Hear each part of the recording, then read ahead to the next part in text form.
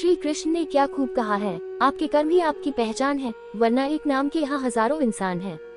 कहते हैं कि दूसरों का भला करने से या फिर दूसरों के साथ अच्छा करने से हमारे साथ भी अच्छा ही होता है, लेकिन हम लोग इस बात को मानते नहीं। हमें लगता है कि हमारे साथ जो भी होता है वो पहले से ही किस्मत में लिखा जा चुका है, फिर चाहे हमें किसी का भला करने या फिर ना करें।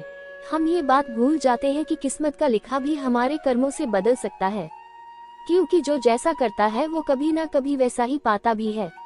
हमारी किस्मत में अगर बुरा होना लिखा होगा, लेकिन अगर हम उससे पहले ही किसी का अच्छे मन से भला कर दे तो हमारे साथ भी अच्छा ही होगा।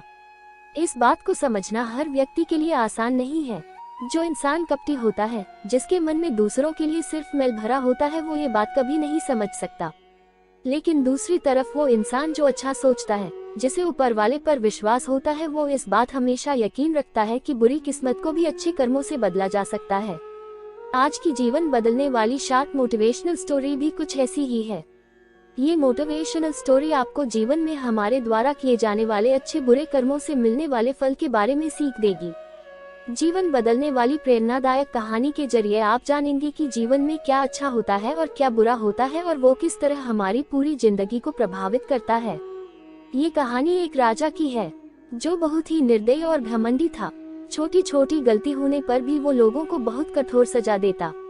समय के साथ उस राजा का अत्याचार भी बढ़ता जा रहा था। एक दिन अचानक राजा बीमार हो गया और उसे ऐसी बीमारी हो गई जिसका इलाज किसी भी वैद्य के पास नहीं था। सारा समय वो बिस्तर में ही पड़ा रहता था। अब राजा को लगने लगा कि उसकी मौत नजदीक है, लेकिन वो राजा मरने से बहुत डरता था। अपने डर को दूर करने के लिए वो राजा रोज प्रार्थना करने लगा, भगवान किसी भी तरह मेरी जिंदगी बचा लो। मैं लोगों के साथ बुरा व्यवहार करना छोड़ दूंगा और न ही किसी को कठोर सजा दूंगा। मुझे बचा लो, मैं अभी मरना नहीं चाहता। उसकी प्रार्थना सुनकर एक रात उस राजा के सपने में भगवान आए और उस राजा ने उनसे अपने जीवन की भीख मांगनी शुरू कर दी। उस राजा पर दया दिखाकर कर भगवान ने कहा, तुमने पूरी जिंदगी लोगों को परेशान किया है, लेकिन फिर भी अगर तुम कोई भी एक अच्छा काम कर दोगे तो मैं तुम्हारी बीमारी ठीक कर दूंगा और तुम फिर से एक नया जीवन मिल जाएगा। ये सुनते ही उसका सपना टूट गया और उसकी बीमारी भी ठीक हो गई। राजा अब पहले जैसा स्वस्थ हो गया और अब उसे बस एक अच्छा काम करना था। राजा बिस्तर से उठा हुआ देखकर उसकी पत्नी बहुत खुश हो गई और वो तुरंत उसके लिए एक थाली में फल और मिठाई खाने को ले आई। लेकिन राजा को बहुत जल्दी थी, क्योंकि उसे एक अच्छा काम करना था। तो उसे लगा कि उसकी पत्नी उसका समय बर्बाद कर रही है और गुस्से में उसने खाने की थाली फेंक दी और अपनी पत्नी पर चिल्लाते हुए वो बाहर की तरफ भागा। बाहर जाकर उसने अपने सैनिक से घोड़ा लाने को कहा। सैनिक बोला, महाराज आप लंबे समय से बीमार थे तो हमने रोज की तरह सभी घोड़ों को घास चरने के लिए जंगल भेजा है और उनके आने में अभी देर है। ये बात सुनकर राजा को गुस्सा आ गया।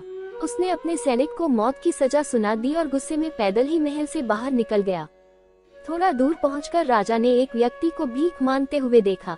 राजा उस भिखारी के पास गया और उसे सोने चांदी के वो सभी जेवरात दे दिए जो उसने पहने थे, जिससे उस भिखारी की गरीबी दूर हो गई और राजा का एक अच्छा काम भी हो गया। राजा खुश होकर अपने महल में आया और चैन से सो गया।